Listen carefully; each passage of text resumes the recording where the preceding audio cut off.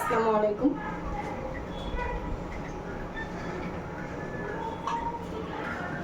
আমার নতুন একটা রেসিপিতে আপনাদের সবাইকে স্বাগতম। এখানে আমি একটা বড় গামলা নিয়ে নিয়েছি আর বেশ কিছু পেঁয়াজ কুচি, ধনিয়া কুচি এবং কাঁচামরিচ কুচি নিয়েছি। পেঁয়াজটাকে যত ছোট করা যায় এটাই বেস্ট হবে এই রেসিপির জন্য। এরপরে আমার যে উপকরণ লাগছে সেটা দেখিয়ে দিচ্ছি। হয়তো এই রেসিপিটা অনেকের কাছেই পরিচিত, আবার অনেকের কাছেই নতুন। যে যেখান থেকে আমার ভিডিও দেখছেন অবশ্যই কমেন্ট করবেন, আর আমার ভিডিও আপনাদের কেমন লাগে সেটাও কমেন্ট করে জানাবেন। পাশে থাকবেন, পাশে পাবেন। এখানে আমি নিয়েছি একদম শুধু মসুর ডাল বাটা, আর কোনো ডাল মিক্সড নেই। আমার যতটুকু লাগবে ঠিক ওই পরিমাণে নিয়েছি, আপনারা আপনাদের পরিমাণ অনুযায়ী নিতে পারেন। এবার আমি এখানে দিয়ে দিচ্ছি সামান্য রসুন বাটা, পরিমাণ মতো লবণ, আর দিচ্ছি সামান্য লাল মরিচ গুঁড়ো, সামান্য একটু সরিষার তেল, খুবই কম, দিয়ে দিচ্ছি সামান্য ধনিয়ার গুঁড়ো। এবার দিয়ে দিচ্ছি এখানে কিছু কিছু চিংড়ি মাছ ব্লেন্ড করে নিয়েছি। যতটুকু ব্লেন্ড করেছি ঠিক তার অর্ধেক পরিমাণ আন্দাজ করে আমি এখানে ব্যবহার করছি, আর বাকিটা আমার পরে লাগবে, এজন্য রেখে দিচ্ছি। এরপরে হচ্ছে গিয়ে এটাকে খুব ভালোভাবে মেখে নিতে হবে। এটাকে আমি হাত দিয়ে খুব ভালোভাবে মেখে নিয়েছি। এখানে আমি হলুদ ব্যবহার করছি না, আপনারা চাইলে হালকা হলুদ ব্যবহার করতে পারেন, বা আমি একটু হালকা হলুদ ব্যবহার করে দিচ্ছি। আমি কখনো এটাতে হলুদ ব্যবহার করি না, তারপরে হচ্ছে আজকে একটু দেখছি ব্যবহার করে কেমন হয়। সামান্য একটু হলুদ দিয়েছি, বেশি দিলে হয়তো কালারটা বাজে হয়ে যাবে। মাখা হয়ে গেছে। এবার আমি একটা কড়াই নিয়ে নিব, বা ফ্রাই প্যান, যে যেটাতে রান্না করেন। খুব ভালোভাবে একটা কড়াই গরম দিয়ে নিয়েছি। এবার হচ্ছে এখানে আমি একটু বেশি আকারে তেল দেব, যাতে করে খুব তাড়াতাড়ি এবং মচমচা হয়, ভিতরটা একটু নরম নরম থাকে। কম তেল দিলে সেই ক্ষেত্রে কি হয়, মানে ভিতরটা শক্ত হয়ে যায় আর থ্যাতলা, মানে কি বলে ওটাকে, বেশি হার্ড হয়ে যায় আর কি। তেলটা গরম হওয়া পর্যন্ত অপেক্ষা করছি। তেলটা বেশ গরম হয়ে গিয়েছে। এবার আমি ঠিক ছোট ছোট করে এভাবে করে দিয়ে দেবো, বেশি ছড়িয়ে দেওয়া যাবে না, বাস এই ঠিক এভাবে করে দিয়ে নিয়েছি। লাল লাল করে ভেজে তুলবো। এটার ভিতরটা কিন্তু খুব জুসি টাইপের, মানে সফট টাইপের হবে।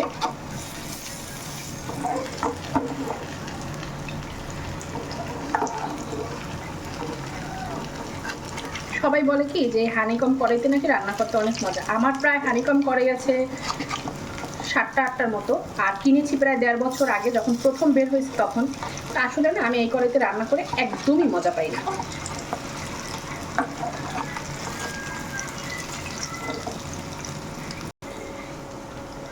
ঠিক ওই প্রথম যেভাবে দেখিয়েছি সবগুলো ভেজে নিয়েছি। এরপরে লাস্টের প্রসেসে চলে যাব। একটা কড়াই গরম করে দিলাম, তারপরে হচ্ছে এখানে ওই যে ভেজে রাখা যে তেলটা ছিল অবশিষ্ট, সেটা দিয়ে দিব, আর বাকি কিছু তেল অ্যাড করবো, এবং কুচিগুলো দিয়ে দেবো। এইখানে আমি কিছু পেঁয়াজ বাটা দিয়ে দিলাম। পেঁয়াজ বাটাটা দিয়ে তাড়াতাড়ি করে ঢেকে দিয়েছি, কারণ হচ্ছে এই যে অনেক ছিটবে, কারণ ডিপ এখনো মানে বরফ আছে এখনো। যাই হোক, একটু চুলার আঁচটা বাড়িয়ে দিলাম।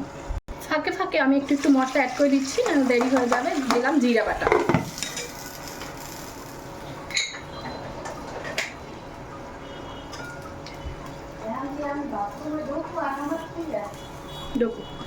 এবার দিচ্ছি রসুন বাটা, সামান্য ধনিয়া গুঁড়ো,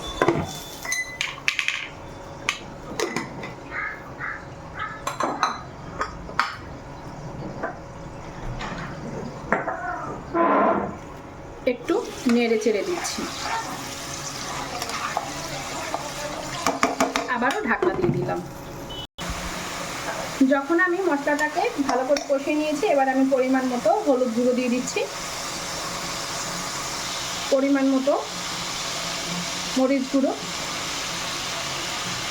সামান্য লবণ, যেহেতু লবণ ওখানে বড়াটায় লবণ দেওয়া আছে, এই কারণে লবণটা বুঝে শুনে দিতে হবে। ভালো করে কষিয়ে নিয়ে মশলাটা যখন কষানো হয়ে যাবে, তখন আমি এখানে এই যে অর্ধেক বেটে রাখা চিংড়ি মাছ মানে রেখে দিয়েছিলাম, ওটাকেই দিয়ে দিব। যতটা সম্ভব কাচিয়ে দেওয়া যায় এটা চেষ্টা করবো, বাকিটা হচ্ছে ধুয়ে দিয়ে দিব। যেহেতু এটা একটু আঠালো টাইপের, ছুটাইতে কষ্ট হয়, সময়ও নেই, এই জন্য একটু পানি দিয়ে হালকা ব্লেন্ড করে দিয়ে দিলাম। আর একটা কথা, চিংড়ি মাছটা দেওয়ার সাথে সাথে কিন্তু একটু বেশি নাড়া দিতে হবে, নাহলে কিন্তু একটু দলা দলা দিয়ে যাবে, চাকচাক হয়ে যাবে। খুব বেশি নাড়া দিতে হবে। এবার কষিয়ে নিচ্ছি। যখন এরকম তেল বের হয়ে যাবে তখন আমি কুচি করে রাখা 2টা টমেটো দিয়ে দিব। টমেটোর সাইজটা এরকম ছোটো দিলে এটা বেটার হবে। আবারও 5-10 মিনিটের মতো এটা দিয়ে ভুনে নেব। যখন এইভাবে তেল উঠে আসবে তখন পরিমাণ মতো পানি দিয়ে দিব। পানিটা খুব বেশি দেওয়া যাবে না, এই যে এতটুকু পানিতেই হয়তো বা হয়ে যাবে। আর একটু সামান্য পানি দিব, ব্যাস। এবার পানিটা ঢাকনা দিয়ে ফুটিয়ে নিব। যখন এটা একদম টকবগে ফুটে যাবে তখন হচ্ছে ভেজে রাখা এই বড়াগুলো দিয়ে দেবো। দেখেন বড়াগুলো কতটা সফট, চাপ দিলেই ভেঙে যাবে। যদি বড়াটা এরকম সফট না হয় তাহলে কিন্তু রান্নাটা খেতে ভালো লাগবে না। একদম সফট আছে। এবার আমি এগুলো সব এখানে দিয়ে দেবো। 10 মিনিটের মতো ঢাকনা ছাড়া রান্না করব। উঠানোর আগে আগে একটু লবণটা চেখে দেখতে হবে।